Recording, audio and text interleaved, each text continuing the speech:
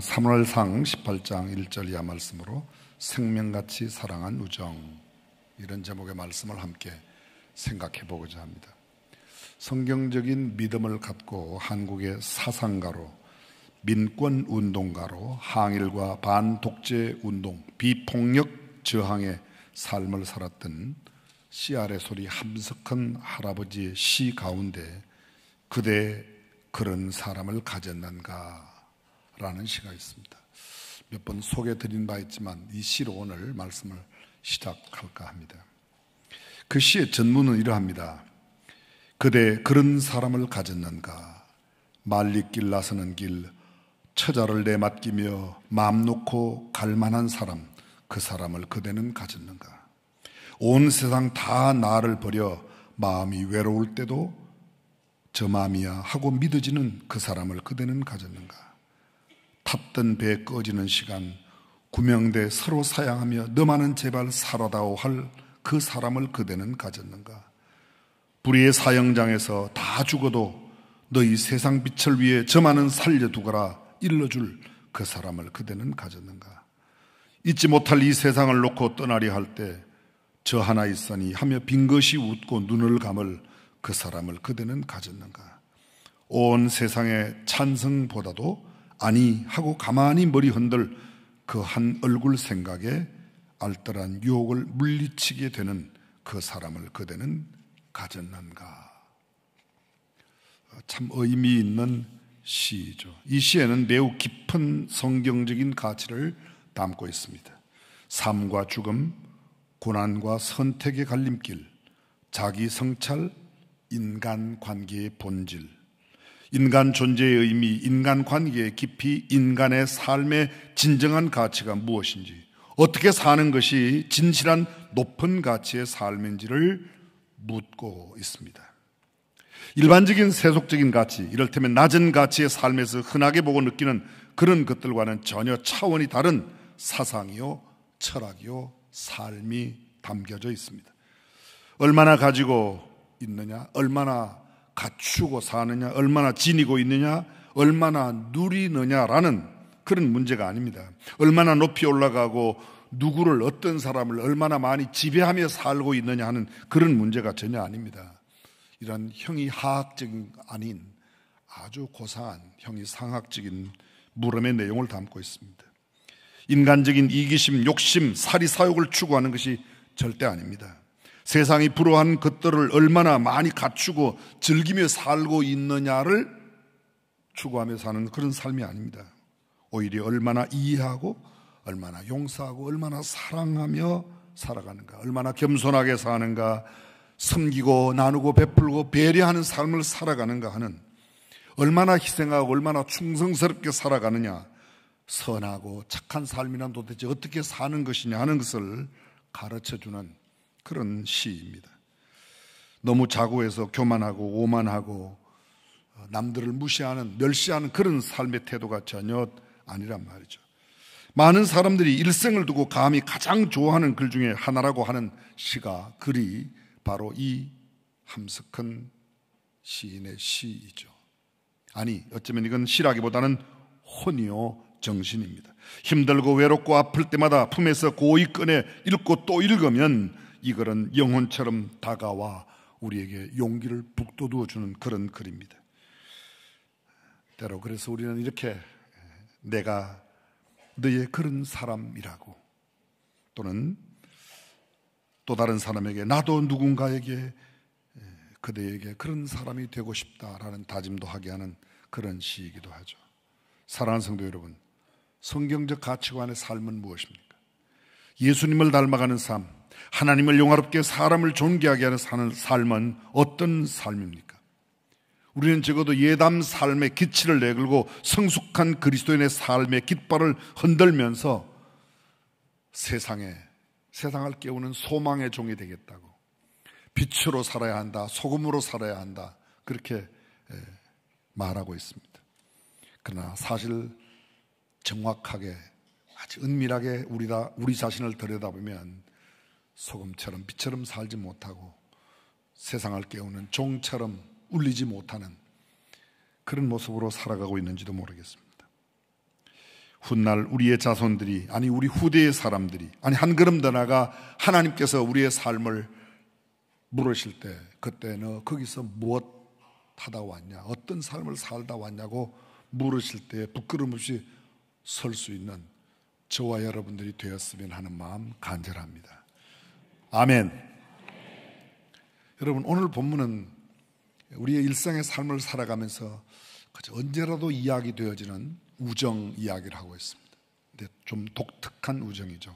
생명같이 사랑한 우정. 본문을 다시 한번 볼까요? 사무엘상 18장 1절, 다윗이 사울에게 말하기를 마침에 요나단의 마음과 다윗의 마음이 하나가 되어 요나단이 그를 자기 생명같이 사랑하니라. 그날에 사울은 다윗을 머무르게 하고 그의 아버지의 집으로 다시 돌아가기를 허락지 아니하였고, 이게 무슨 말입니까? 다윗은 사울 왕을 만나서 이야기를 다 하고 자기의 아버지의 집으로 돌아가기를 원하는데 왕이 허락지 않았다는 겁니다. 3절입니다. 요나단은 다윗을 자기 생명같이 사랑하여 더불어 언약을 맺었으며 요나단이 자기의 입었던 겉옷을 벗어 다윗에게 주었고 자기의 군복과 칼과 활과 띠도 그리하였더라. 여러분, 이 본문의 상황이 어떤 상황입니까? 제가 간략하게 배경을 설명하면 사무엘상 15장에 보게 되면 이스라엘의 초대 왕 사울이 하나님 앞에 버림받는 이야기가 나옵니다. 기골이 장대하고 준수해서 다른 그 어떤 사람보다도 멋지고 근사했던 이 초대 왕 사울, 백성들이 원하야 된 왕이지만 하나님이 그 사울을 버리십니다. 사울을 버릴 때 사무엘을 통하여 주신 말씀이 뭐라고요? 왕이 여호와의 말씀을 버렸으므로 여호와께서도 왕을 버려. 사울이 결정적으로 하나님께 버림받았던 것은 어떤 다른 것이 아니라 하나님의 말씀을 버렸으므로, 하나님의 말씀대로 행하지 아니하였으므로, 하나님의 말씀을 지키지 않았으므로 하나님께서 사울을 버리고 대신 왕을 삼으려고 합니다. 그게 사무엘상 15장에 나오는 사울의, 초대왕 사울의 버림받는 이야기입니다. 16장에는 왕은 여전히 사울입니다. 그럼에도 불구하고 하나님은 이미 사무엘을 통하여 베들레헴 이새의 집에 가서 이새의 아들 가운데 한 아들을 택하여 사울을 대신할 왕을 삼도록 기름 부어 세우게 만듭니다. 결정적인 내용을 여러분이 잘 알고 있습니다. 이새의 집에 갔을 때 이새가 큰아들 엘리압을 불러옵니다. 그인 줄 알고 기름불을 부으려고 했더니 하나님 아니라고 합니다. 외모를 보지 말라고. 둘째 아들 아비나답이 옵니다. 또 부으려고 할 때 아니라고 합니다. 셋째 아들 삼마, 이렇게 7명의 아들이 지나가지만 하나님은 허락지 않으십니다. 이새가 사무엘에게 이제 저녁 식사를 하자고 청할 때 아들이 없냐고 묻죠. 막내가 있긴 한데 뭐하냐? 덜해서 양을 지킵니다. 그 아들 오기 전에는 난 먹을 수 없다. 이미 우리가 많아. 그래서 다윗이 오게 되죠. 기름 뿔병을 취하여 기름 붓는 장면이 16장 13절에 이렇게 기록되어 있습니다. 사무엘이 기름 뿔병을 가져다가 그의 형제 중에서 그에게 부었더니 그의 형제 이새의 8형제 가운데서 다윗에게 기름 뿔병을 취하여 부었더니 이날 이후로 다윗이 여호와의 영에게 크게 감동되어 오늘날 말하면 성령 충만하게 되었다는 거죠. 사무엘이 떠나서 라마로 가니라. 왕의 기름 붓고 떠났습니다. 여전히 왕은 사울입니다. 그리고 이어지는 17장, 사무엘상 17장은 여러분들이 너무도 잘 알고 있는 블레셋과 이스라엘의 전쟁 이야기입니다. 블레셋의 왕은 누구예요? 대장은 누구예요? 골리앗입니다. 이스라엘의 왕은 사울입니다. 사울 왕 신하에 있는 이스라엘 사람들과 골리앗의 지도하에 있는 블레셋 사람들이 싸웁니다. 블레셋의 모든 군대들은 에베스담밈에 함께 모여 있고, 그리고 이스라엘의 모든 군사들은 엘라 골짜기에 있었습니다. 이새의 큰아들, 이미 말씀드렸던 엘리압, 아비나답, 삼마 모두 전쟁에 갔습니다. 이새의 아들 가운데는 막내 아들이 집에 아버지의 목자 일을 돕고 있었는데, 목장 일을 도하고 있었는데, 이 이새가 큰아들의 소식이 궁금한 겁니다. 성경에 보게 되면 볶은 곡식 한 에바, 우리식으로 표현하면 곡식을 볶아서 한 자루 하고, 그리고 떡 10덩이를 전쟁에 나가 있는 자기의 큰아들에게 막내 다윗을 시켜서 갖다 주라고. 그리고 거기에 치즈 열덩이를 갖다가 그 장군들 가운데, 이스라엘 군사들 가운데 천부장, 1000명의 부하를 두고 있는 장교에게 갖다 주라고 그래서 갑니다. 근데 가서 보았더니 전쟁 상황이 벌어졌는데 골리앗이 나와서 정말 기고만장히 하나님을 욕하는 겁니다. 다윗이 그것을 보고 견디지 못하는 거죠. 그래서 왕에게 나가서 나를 전쟁에 보내달라고 사울이 너무 듣게 돼서 어린 다윗에게 자기의 어린 갑옷, 물고기 비늘린 이순신 장군 입었던 갑옷 그런 걸 입혔다는 거야. 그리고 다 입히고 칼과 창과 무기를 다 줬더니 소년 다윗에게 맞지 않습니다. 다 벗어두고 그가 자기의 목동으로 일할 때의 옷을 입고 그리고 돌매 할 수 있는 조각돌 5개 그리고 양을 칠 때 치던 막대기를 들고 전쟁에 나갑니다. 가봤더니 골리앗이 나와서 막 하나님을 비방하는 겁니다. 다윗이 이렇게 이야기합니다. 너는 칼과 창과 단창으로 내게 오거니와 나는 만군의 여호와 이름 곧 네가 모욕하는 이스라엘 군대의 하나님의 이름으로 내게 나아가노라. 여호와의 구원하심이 칼과 창에 있지 아니함을 이 무리에게 알게 하리라. 전쟁은 여호와께 속한 것인즉 그가 너희를 우리 손에 넘기시리라. 정말 담대합니다. 그리고 물맷돌을 던졌더니 그 물매가 골리앗의 이마에 박혀서 이마를 쳐서 넘어간 게 아닙니다. 박혔다. 총알은 박힐 수 있지만 돌멩이가 박힌다. 이게 여러분 신기하지 않아요? 전 천국에 가면 꼭 물어보고 싶은 게 이거 하나 물어보고 싶어요. 어떻게 돌멩이가 여기 박히죠? 어쨌든 근데 그 다음 장면이 이렇게 되어 있습니다. 그러나 다윗의 손에는 칼이 없었더라. 전쟁의 승리는 칼과 창에 있지 않은 다윗이 가서 골리앗을 자기의 발로 밟습니다. 그리고 골리앗의 몸에 있는 칼을 끄지 그의 목을 베고 그 머리를 창 끝에 꼽고 들어오죠. 모든 갑옷은 자기의 집으로. 그리고 왕 앞에 와서 보고를 합니다. 사울 왕이 얼마나 감동이 됐겠습니까? 가장 골치 아픈 이 블레셋의 골리앗을 이겨냈으니까요. 그래서 왕의 군사령관 아브넬에게 묻습니다. 저가 누구냐? 도대체 누구야? 저 소년이 누구야? 그때 군사령관도 저는 알지 못하옵니다. 모릅니다. 직접 묻습니다. 내가 누구냐 물었더니 다윗이 이렇게 말해요. 주의 종 베들레헴 사람 이새의 아들입니다. 주의 종이라고 말할 때 그 주의 종은 사울을 주님으로 왕이시여 왕의 종, 또 영적으로 표현하면 하나님의 종, 저 베들레헴 시골뜨기 우리 아버지 이름은 이새이고 저는 그의 아들입니다.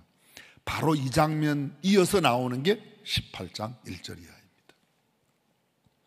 18장 1절이야. 다시 설명드리지 않겠습니다. 왕께 다 보고했습니다. 왕께 그 전쟁에 대한 이야기가 보고가 마치자 왕의 아들 왕자 누구요? 요나단이 그 말을 듣는 동안에 자기의 마음속에 하나님의 영이 역사합니다. 이건 뒤에 설명드리겠습니다. 그리고 이렇게 표현해요. 요나단이 다윗을 자기의 생명같이 사랑하였다. 성경 속에 오늘 본문에 이거 2번 나옵니다. 그리고 요나단이 마지막 다윗과 헤어질 때 또 한 번, 그래서 무려 3번이나 요나단이 다윗을 자기 생명같이 사랑했다는, 그래서 생명같이 사랑한 우정이라는 말이 여기서 나온 겁니다. 정리하면 다윗과 요나단과 다윗 사이에는 굉장히 끈끈한 우정이 있었다는 거죠. 그 우정은 어떤 우정인가? 간단하게 정리하면 이렇습니다. 신분을 초월한 우정이라. 우리는 보통 끼리끼리 유유상종입니다. 근데 성경은 여기에는 나타나고 있는 요나단은 임금의 아들 왕자예요. 더구나 왕자로서 왕위를 계승할, 조선시대 말로 말하면 세자 책봉을 받은, 지금 입고 있는 옷이 세자복입니다. 그런데 얼마나 생명처럼 사랑하면 지금 막 처음 보는 소년 다윗에게 자기의 겉옷을, 왕의 자리를 주는 거예요. 그리고 그가 군복과 칼과 창과 화살, 그 모든 것을, 칼과 창, 화살, 군권 다 넘겨줬다는 거예요. 이건 정말 가능한 일이 아닙니다. 그런데 하나님께서 그로 하여금 그렇게 하죠. 요나단이 다윗을 사랑했던 사랑은 생명을 건 사랑이었습니다. 생명을 건 희생과 헌신이었습니다. 우리가 알고 있는 대로 이 일 끝나고 얼마 되지 않아서 다윗이 왕의 왕실에 취직을 해요. 그 취직 자리가 뭐예요? 왕을 위하여 현을 켜는, 악기를 연주함으로 왕에게 악신이 부리면 신이 떠나가고 왕을 위로하고 격려하는 그런 자리. 그런데 얼마 가지 못합니다. 미움을 받습니다. 시기와 질투. 이유는 단 한 가지였습니다. 그가 골리앗을 물리치고 전쟁에 승리를 하여 돌아올 때 이스라엘 여인들이 불렀던 노래 한 구절이 문제가 되었습니다. 그 구절 다 아시죠? 사울은 천천히요 다윗은 만만이라. 사울의 귀에 이게 용납이 되지 않습니다. 어떻게 나에게 천천을 돌리고 어린 소년 시골뜨기 목동에게 어떻게 만만을 돌리는가. 그때부터 그를 미워해서 죽이려고 합니다. 보통의 질투가 아닙니다. 여간한 진노가 아닙니다. 죽이려고 합니다. 분노가 대단했습니다. 성경에 그의 분노가 얼마나 대단한지 사울이 창을 던져 다윗을 벽에 박으리라는 표현이 무려 3번이나 나와요. 그리고 실제로 시도했습니다. 밥 먹는 자리에 다윗을 불러놓고 다윗을 박으리라고 창을 던져, 그렇지만 극적으로 피하게 되죠. 그 이외에도 죽이려고 한 일이 한두 번이 아닙니다. 아니, 사울의 전성의 가운데 왕정, 선한 왕정을 베푼 게 힘이 짧고 대부분의 그의 왕정 생활에 거의 70-80% 이상이 다윗 한 사람 죽이는데 그의 에너지를 다 쏟아붓습니다. 그런데 끝까지 아버지의 정적이요, 아버지의 원수요, 아버지의 분노의 대상이 되었던 그를 요나단이 얼마나 사랑하며 얼마나 깊은 우정을 가졌는지 생명을 걸고 자신의 모든 것을 다 걸었습니다. 마지막 20장에 나오는 이야기가 어떤 내용이죠? 3일상 20장에 나오는 이야기가 너희 아버지가 나를 죽이려고 해. 요나단은 아닙니다. 우리 아버지가 결코 그렇지 않을 거야. 정말 죽이려고 하는 마음이 있다면 내가 내일 너한테 알려줄게. 너 숲속에 숨어 있어. 내가 활을 멀리 쏘고 가라고 그러거든 가고, 가까이 쏘면 가까이 있다고 할 때 너는 왕궁으로 들어와라. 그날 아버지에게 가서 요나단이 이야기하죠. 사울이 뭐라고 그래요? 죽이려고 그럽니다. 그러나 활을 멀리 쏘고 그래서 떠납니다. 그 마지막 떠날 때의 이별의 장면의 이야기가 20장 42절 그대로 보겠습니다. 요나단이 다윗에게 이르되 평안히 가라. 우리 두 사람이 여호와의 이름으로 맹세하여 이르기를 여호와께서 영원히 나와 너 사이에 계시고 내 자손과 내 자손 사이에 계시리라 하셨느니라 하니 다윗은 일어나 떠나고 요나단은 성읍으로 돌아가니라. 이것이 요나단이 다윗을 마지막 보는 순간입니다. 이미 말씀드렸듯이 18장, 19장, 20장, 사무엘상 이 3장 속에서 요나단의 다윗을 향한 거기에 그가 참 언약을 세워, 그와 언약을 세워. 소위 말하는 이 언약은 우리가 흔히 이야기하는 프라미스의 약속이 아닙니다. 이 언약은 하나님과의 언약, 아니 하나님께서 허락하신 언약, 이걸 영어로 표현하면 커버넌트라고 그렇게 표현합니다. 커버넌트. 그 언약, 하나님께서 함께 하셔서 그를 사랑하게 되고 그를 위하여 희생하게 되고 그를 위해 모든 것을 내어 쏟는 그런 모습, 소위 말하면 생명을 건 희생의 사랑. 여러분, 약속이 뭐예요? 세상에서는 약속이 약간씩 속이는 게 약속이 됩니다. 성경이 말하는 언약은 뭐예요? 상대가 나를 배반하였더라도, 상대가 나를 시기하고 나를 욕하고 비웃고 조롱하고 나를 배반해도 나는 배반하지 않는 첫 언약을 그대로 지키는 것, 그게 커버넌트예요. 요나단이 지금 그렇게 하고 있는 겁니다. 아버지의 원수예요. 여러분, 아버지가 가까워요? 친구가 가까워요? 당연히 아버지가 가깝죠. 근데 여러분, 요나단이 뭐라고 하는지 아십니까? 다윗에게 이렇게 말합니다. 누구든지 다윗을 헤아려 하는 자는 하나님의 저주를 받을지어다. 이 무서운 말입니다. 무서운 말입니다. 이 말을 상황에 맞게 그대로 번역하면 내 친구 다윗을 사랑하는 이 하나님의 언약 속에 있는 이 우정을 방해하고 깨뜨리고 내 우정의 친구 다윗을 헤아려 하는 사람은 내 아버지라도 하나님이 저주라라고. 신적인 만남의 의미가 바로 이것입니다. 변치 않는 신뢰와 언약의 준수. 20장 다음에 나오는 장이 몇 장이죠? 그걸 다 아세요, 어떻게? 21장. 21장부터 사울이 끊임없이 다윗을 21장 처음 나오는 게 다윗이 도망을 가요. 높 땅으로 도망을 갑니다. 여러분이 잘 아는 그 다음에 아히멜렉에게 가서는 왕이 그 신하들이 알고 신고하니까 턱에 침을 흘리면서 벽에 대문에 가서 몸을 극적이면서 미친 자의 간신히 살아나오는 아둘람 동굴에 가서는 빚진 자, 원통한 자, 억울한 자 400명과 함께 잡족들과 함께 살아가는 처절한 동굴 생활을 살아갑니다. 끊임없이 사울의 추적은 계속됩니다. 오히려 다윗은 사울을 죽일 수 있는 여러 번의 기회가 있었지만 옷자락만 베고 나오고 아주 가장 큰 위기 때는 동굴 속에 들어갔는데 동굴 입구에 자기들이 다윗 일행이 동굴 속에 들어가자마자 곧 막바로 사울 추적에 들어왔습니다. 순간 거미가 나와서 막 거미줄을 쳐요. 거미줄을. 고향의 전설 같죠?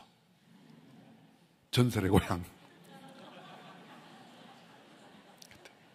아, 여기 안에 사람 없다고 그냥 돌아가죠. 자, 정말 하나님의 보호하심과 지키심이 그렇게 계속 되는 겁니다. 어찌되었든 그런 나중에 결국은 사울도 죽고 요나단도 죽고 다윗이 왕이 되어요. 다윗이 왕이 된 뒤에 요나단의 아들을 찾습니다. 장애인이 되어 있는 무비보셋을. 그리고 아버지와의 약속, 자기 친구 요나단과의 약속을 지켜냅니다. 그 우정을 지켜냅니다. 그리고 그 무비보셋을 다윗 왕과 함께 왕이 먹는 자리에서 함께 먹게 하는 거예요. 감동되지 않아요? 저만 지금 감동이 넘칩니까? 하나님의 언약 안에 있는 생명처럼 사랑하는 우정이 여기 있습니다. 여러분, 이런 우정을 우리는 가르쳐서 Divine Covenant, 신성한 언약이라고 말하는 겁니다. 오늘날 우리에게 말하면 Divine Meeting, 인생 가운데 수많은 만남이 있어요. 만남과 헤어짐, 이게 인생입니다. 유명한 말틴 부부가 얘기한 대로 나와 이 훈트 두, 나와 너라는 책 가운데서 만남을 설명하고 있습니다.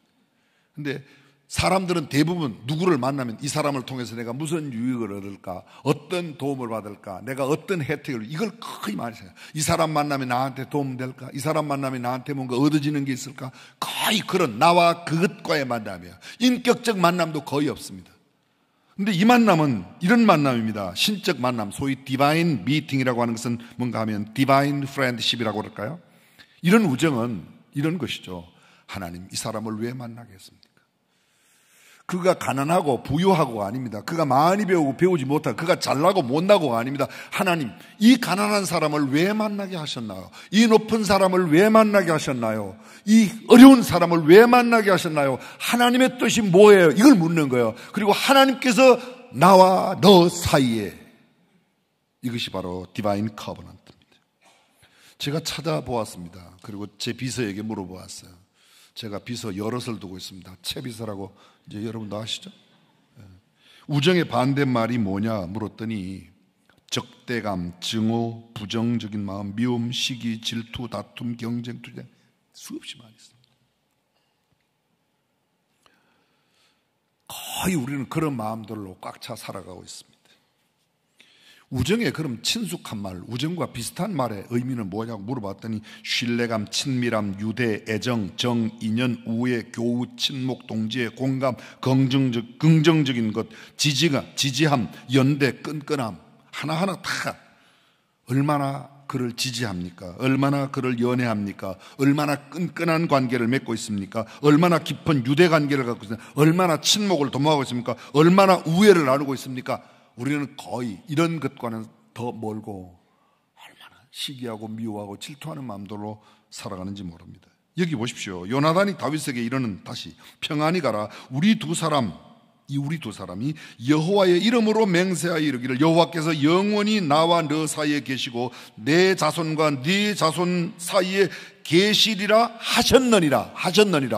지금 하는 게 아니에요. 옛날에 하셨다는 거예요. 이게 누구 안에 있습니까? 요나단 안에 그 마음이 있는 겁니다. 요나단 안에.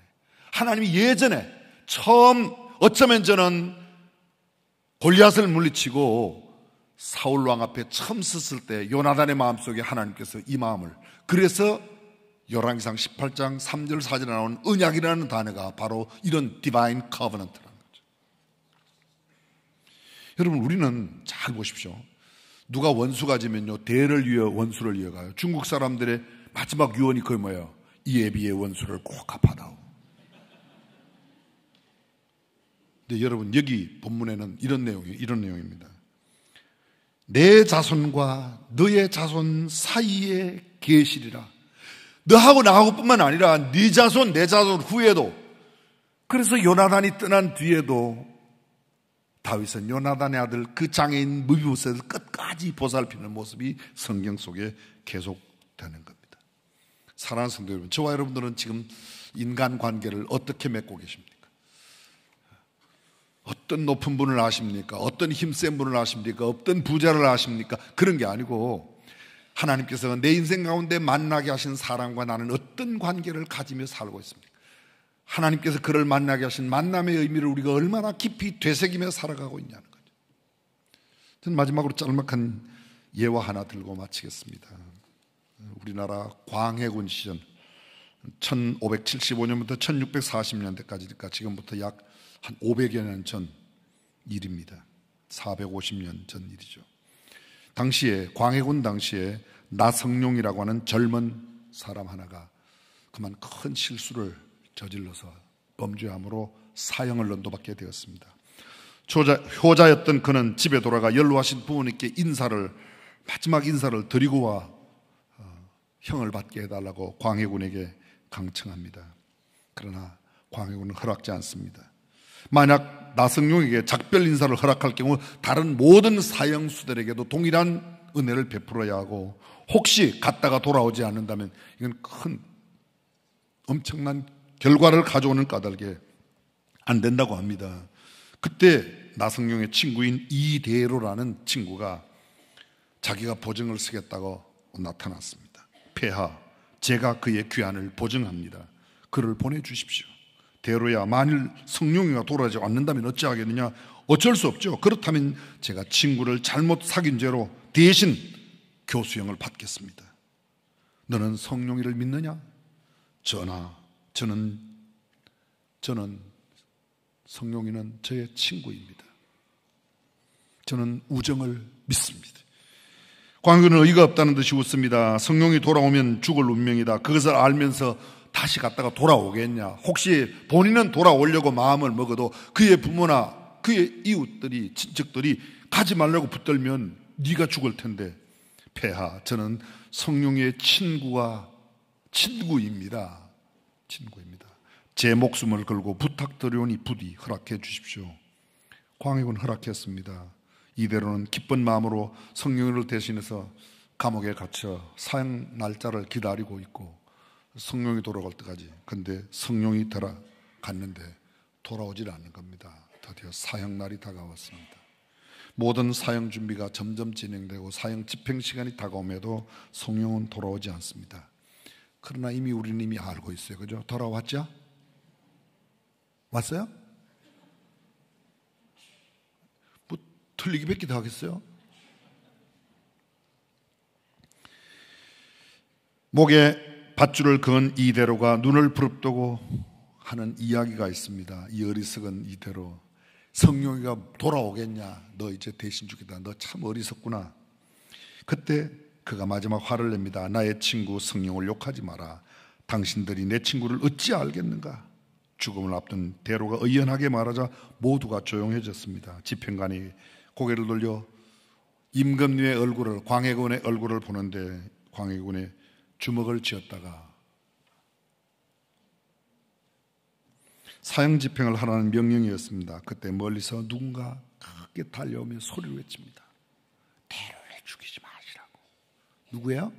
성룡이가 돌아온 거예요. 오는 길에 배가 풍랑을 만나 겨우 살아났습니다. 그 바람에 이제 이렇게 늦게 오게 되었습니다. 대로를 풀어주십시오. 사형수는 저희지 대로가 아닙니다. 두 사람은 서로를 끌어안고 작별을 구했습니다. 성령이 말합니다. 이대로 나의 소중한 친구여, 저 세상에 가서도 자네를 잊지 않겠네. 나성룡, 자네가 먼저 가는 것뿐일세 다음 세상에서 다시 만나도 우리는 틀림없는 친구일세. 두 사람의 우정을 비웃던 사람들 사이에 감탄의 소리가 흘러나왔고, 이대로와 나성경은 마지막 작별을 눈앞에 두고 눈물 한 방울 없이 의연하게 서로의 인사를 나눈 그 모습을 지켜보았던 교수형 밧줄이 이대로의 목에서 나성경의 목으로 옮겨집니다. 이제 곧 집행되는 순간 광해군이 의자에서 몸을 일으키고 일어나 그들의 곁으로 다가갔습니다. 광해군 바로 곁에는 그를 시중하는 사람이 있었는데 그에게 나지막한 소리로 이렇게 말합니다. 부럽구나. 내 모든 것을 다 내어주고라도 저 사람들 같은 우정이 나도 있다면 내 모든 것을 다 주고 사고 싶다. 광해는 두 사람을 한동안 말없이 바라보다가 다시 높은 단으로 올라갔습니다. 그리고 큰 소리로 말했습니다. 왕의 권위로 말한다. 두 사람을 방면토록 하여라. 비록 죄를 지었지만 두 사람이 조선의 청년이라는 사실이 너무도 자랑스럽다는 말을 하며 그들은 아주 귀한 교훈을 남겼습니다. 사형집행장에 모였던 원로 대신들과 조선의 모든 백성들이 그때서야 모두 환호성을 지르면서 두 사람의 방면을 기뻐했다는 역사 속에 나오는 이야기입니다. 사랑하는 성도 여러분, 저와 여러분들은 지금 어떤 인간관계를 맺고 계십니까? 여러분이 부부의 연으로, 가족의 연으로, 친척의 연으로, 아니면 한 교회의 성도의 연으로 이렇게 연관을 맺는데 어떤 관계를 갖고 계십니까? 성경은 우리에게 생명처럼 사랑한 우정을 이야기하고 있습니다. 우리 시대에, 정말 각박한 이 시대에, 사랑이 식어진 이 시대에, 어둡고 캄캄한 이 시대에 진정한 성경적인 삶을 살아내는 저와 여러분이 될 수 있기를 주님의 이름으로 축원합니다. 기도하겠습니다.